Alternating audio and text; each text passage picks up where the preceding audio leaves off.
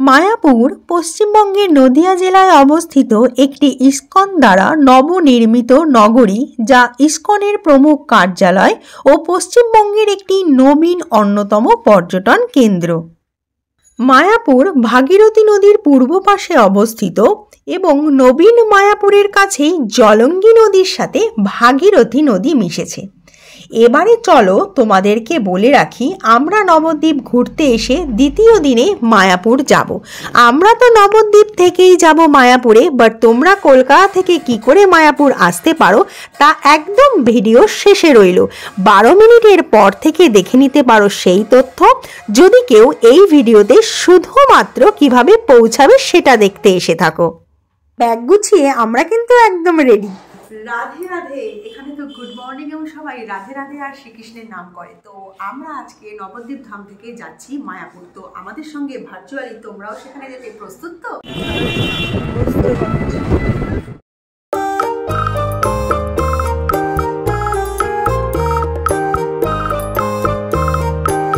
যারা মায়াপুর হয়ে ফেরি পার করে নবদ্বীপ ঘুরতে আসবে তারা বড়ালঘাট থেকে টোটো বুক করে নিতে পারো নবদ্বীপের মন্দিরগুলো ঘুরে দেখার জন্য। আর হ্যাঁ, বড়ালঘাটে এলেই যদি তবে মিষ্টান্ন ভবনের ফেমাস লাল দই খেতে ভুলো না কিন্তু। তাছাড়া রাজাবাজারের পাঁচুর দোকানের দইও কিন্তু বেশ জনপ্রিয়। মায়াপুর যাওয়ার জন্য নৌকার টিকিট কেটে নিলাম 5 টাকা দিয়ে। নৌকা ছাড়া এখানে লঞ্চও রয়েছে, লঞ্চে পার হেড 10 টাকা করে নিচ্ছে।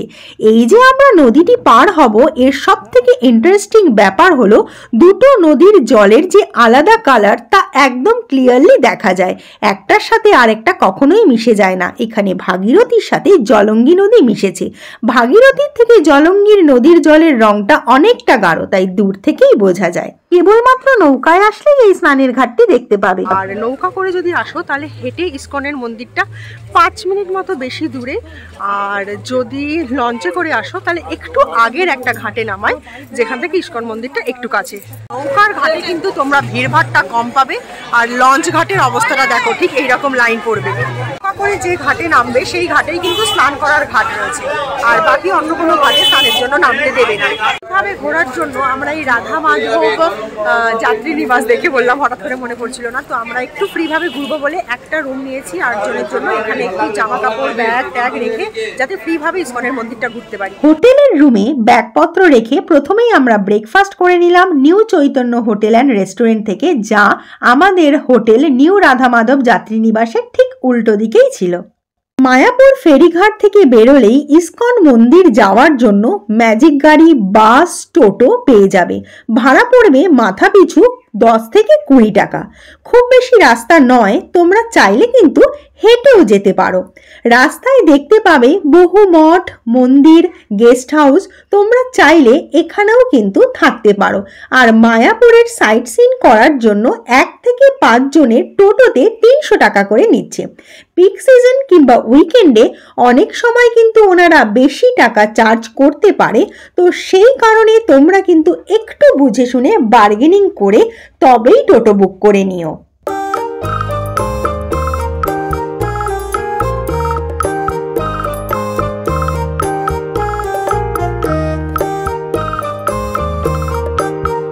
চলে এসেছি পৃথিবীর সবচেয়ে বড় মন্দিরের গেটের সামনে। অনেকক্ষণ থেকেই সবাইকে দেখে ভাবছি একটা তিলক পরবো, চলো পরেই নি। স্থানে এসে রাধিকা সাজবো না তাই কি হয়? তাই তো এই বেশভূষা। রেডি হয়ে চলো এবার ভেতরে যাওয়া যাক। এবার আসি এখানের প্রসাদের প্রসঙ্গে। সাধারণ সময় 40 থেকে 80 টাকার বিভিন্ন আলাদা আলাদা ভবনের প্রসাদ গ্রহণের কুপন পাওয়া যায়। তবে ফেস্টিভ সিজনে যেটা সুলভ প্রসাদ 40 টাকা, আর গদা ভবনের কুপনই কেবলমাত্র পাওয়া যায়। গদা ভবনের প্রসাদের মূল্য কিন্তু একই রকম থাকে না। ফেস্টিভ সিজন ও সাধারণ সময়ের মধ্যে মূল্যের বেশ কিছু পার্থক্য থাকে। এই মেন কাজ কিন্তু আগে দুপুরের প্রসাদের কুপনটা কেটে নেওয়া। এখানে এসে খোঁজ পেলাম যে এখানে টোটাল 4টে ভবনে দুপুরের প্রসাদ খাওয়ানো হচ্ছে। তো আমরা তার মধ্যে বিখ্যাত গদা ভবনের জন্য কুপন সংগ্রহ করে নিচ্ছি।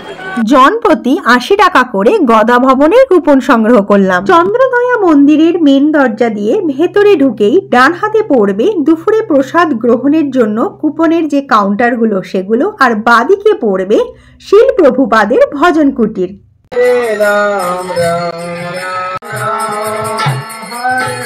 এই স্থানে সারা বছর 24 ঘন্টা হরিনাম সংকীর্তন হয়।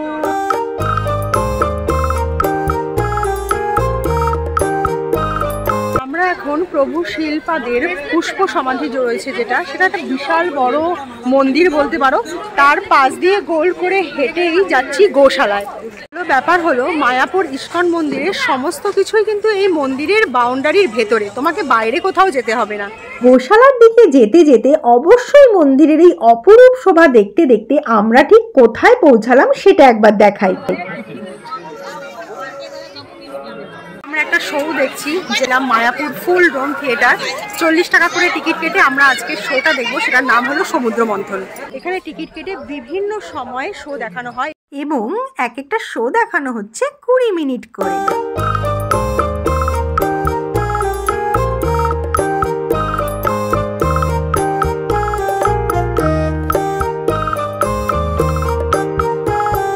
মনে হয় যে শোটা দেখতে পারবে বা সময় হাতে আছে, অবশ্যই দেখো।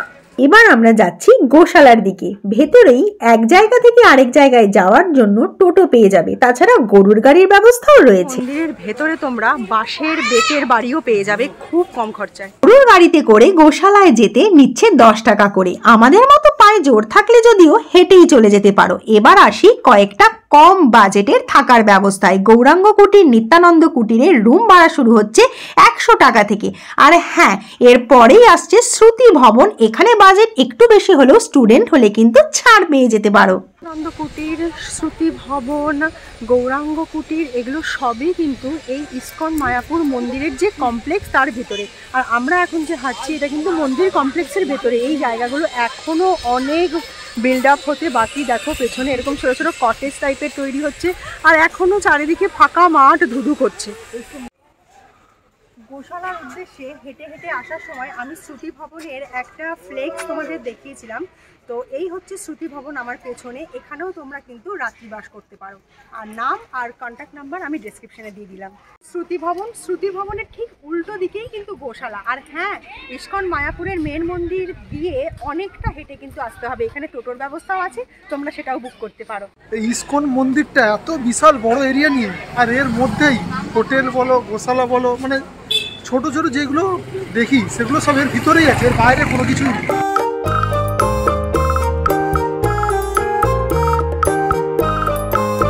গোশালা যখন নাম তখন গরু বাবাজি তো থাকবেই। চলো দেখা করা যাক তবে।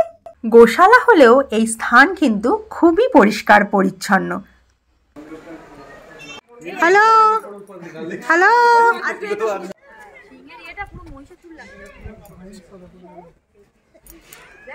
আস্তে আস্তে ভালোবেসে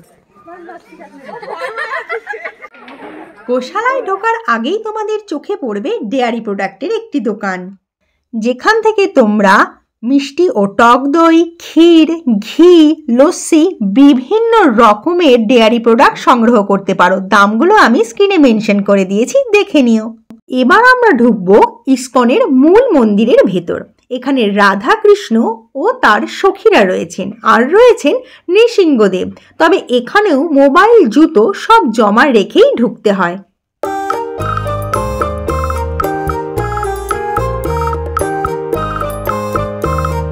যদিও দোল আসতে দেরি আছে, কিন্তু মায়াপুর বর্তমানে সারা বছরই ভক্তের আগমনে পরিপূর্ণ থাকে। তাই মায়াপুর ইস্কনের ভেতরের রুম পাওয়া একটু ডিফিকাল্ট। তবে আগে থেকে যদি বুক করে রাখো অবশ্যই পাবে, চিন্তা নেই। পুরো মায়াপুর জুড়ে হোটেল, লজ তো পেয়েই যাবে। তার পাশাপাশি মন্দির, মঠ, ধর্মশালা, ইভেন হস্টেলসও রয়েছে। তোমরা চাইলে সেখানেও রাত্রি যাপন করতে পারো। আমি ডেসক্রিপশন বক্সে সমস্ত কুটির ও ভবনের ওয়েবসাইটের লিংক ও কন্ট্যাক্ট ডিটেলস মেনশন করে দিলাম। এখানে 100 থেকে 5000 সব ধরনের রুমই পাওয়া যায়। এবার আসি পৃথিবীর সবচেয়ে বড় মন্দিরের প্রসঙ্গে, শ্রী শ্রী মায়াপুর চন্দ্রদয়া মন্দির।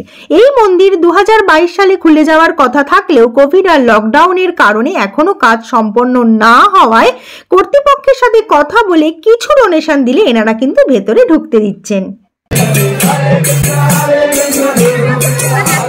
ইসকনের ভেতরেই বেশ কিছু পিওর ভেজ রেস্টুরেন্টও পেয়ে যাবে। এখানে ভেজ পেস্ট্রি, ভেজ বার্গার থেকে শুরু করে সমস্ত কিছু রয়েছে। এখন আমরা প্রবেশ করব গদা ভবনের ভেতরে।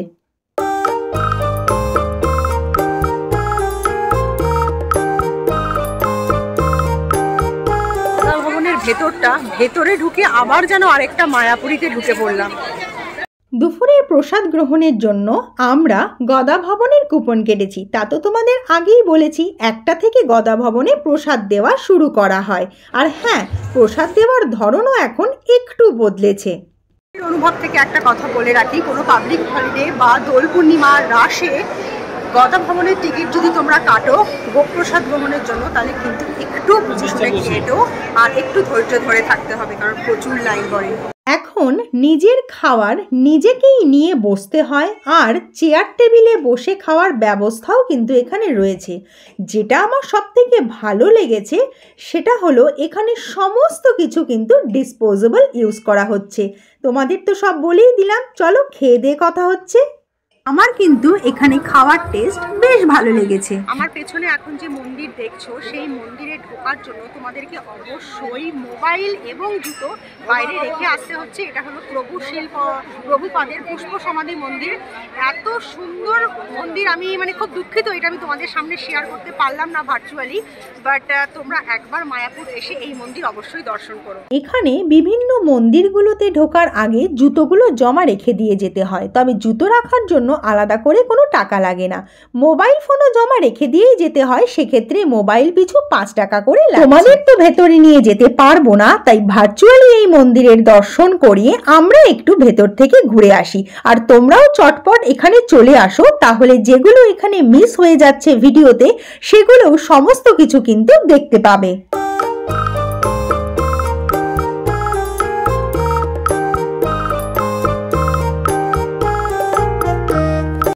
আমাদের আজকের উপস্থাপনার শেষের দিকে তোমাদেরকে পূর্ব কথা মতো জানিয়ে দিই যে কিভাবে কলকাতা থেকে মায়াপুর খুব সহজে যেতে পারো।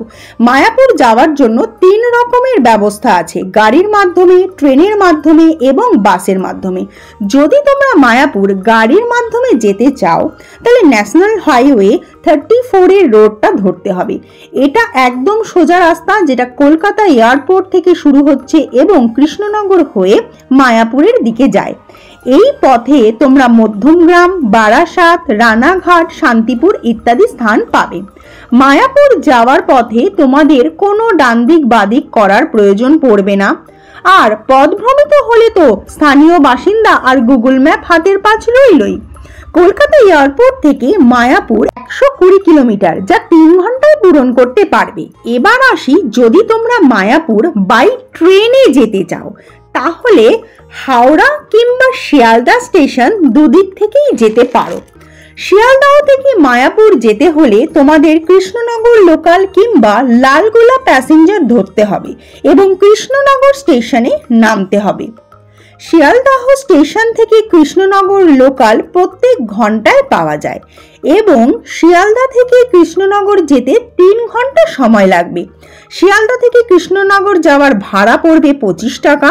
কৃষ্ণনগর স্টেশনের বাইরে থেকে তোমরা মায়াপুর ঘাট অর্থাৎ স্বরূপগঞ্জ যাওয়ার জন্য অটো বা টোটো নিতে পারো, যার ভাড়া 25 টাকা থেকে 35 টাকা পর্যন্ত পড়বে সিজন অনুযায়ী। মায়াপুর যাওয়ার জন্য স্বরূপগঞ্জ ঘাট থেকে নদী পার করতে মাত্র 3 টাকা টিকিট নিতে হবে। জলঙ্গি নদী পার করে তোমরা পৌঁছে যাবে মায়াপুর। আর হাওড়া থেকে মায়াপুর যদি যেতে চাও, তাহলে কাটোয়া লোকাল ধরতে হবে এবং নবদ্বীপ ধাম স্টেশনে নেমে বড়াল ঘাট যেতে হবে। নবদ্বীপ ধাম স্টেশনে নেমে বড়াল ঘাট যাওয়ার জন্য তোমাদের টোটোতে জনপ্রতি পড়বে 30 থেকে 40 টাকার মধ্যে। বড়ালঘাটে পৌঁছে লঞ্চ, নৌকা 2 রকম ব্যবস্থাই রয়েছে। জলঙ্গি নদী পারাপারের জন্য নৌকায় করে গেলে পড়বে 5, আর লঞ্চে করে যদি জলঙ্গি নদী পার করো পড়ে যাচ্ছে 10। ওপারে মানে মায়াপুর ঘাটে পৌঁছে তোমাদেরকে টোটো নিতে হবে। টোটোর ক্ষেত্রে আবার জনপ্রতি 10 টাকার বিনিময়ে তোমরা পৌঁছে যাবে ইস্কন মায়াপুর মন্দিরের সামনে। এবারে বলি তোমরা কিন্তু কলকাতা থেকে মায়াপুর বাসে করেও আসতে পারো। তোমরা কি জানো কলকাতার ইস্কন মন্দির দ্বারা মায়াপুর যাওয়ার জন্য এসি বাসের পরিষেবাও দেওয়া হয় শুক্র, শনি এবং রবিবার, যার ভাড়া হলো 350 থেকে 450 টাকা পর্যন্ত। অবশ্যই আগে থেকে বুক করা থাকতে হবে। এছাড়াও কলকাতার ধর্মতলা থেকে প্রতিদিন সকাল 6:15 বাস ছাড়ে মায়াপুরের উদ্দেশ্যে, সেটা নন এসি বাস। এছাড়া শনি এবং রবিবার সকাল 7:15 এসি বাসের সুবিধাও আছে। বিস্তারিত জানার জন্য আমি তোমাদের স্ক্রিনে কন্ট্যাক্ট ডিটেলসটা মেনশন করে দিলাম। আমি খুবই আপ্লুত এবং নিজেকে খুব ভাগ্যবান বলে মনে হচ্ছে যে আমি এই ভিডিওটা তোমাদের সাথে শেয়ার করতে পারলাম এবং নিজেও আসতে পারলাম। তোমরাও একবার এসেও আশা করছি ভালো লাগবে। আর একদিন মায়াপুরে কাটানোর সময় অবশ্যই হাতে নিয়ে আসো। আর দেখা হচ্ছে নেক্সট ভিডিওতে। রাধে রাধে। আজকের আমাদের এই উপস্থাপনা যদি ইনফরমেটিভ লেগে থাকে তাহলে ভিডিওটাকে লাইক করে চ্যানেলটা সাবস্ক্রাইব করার অনুরোধ রইল।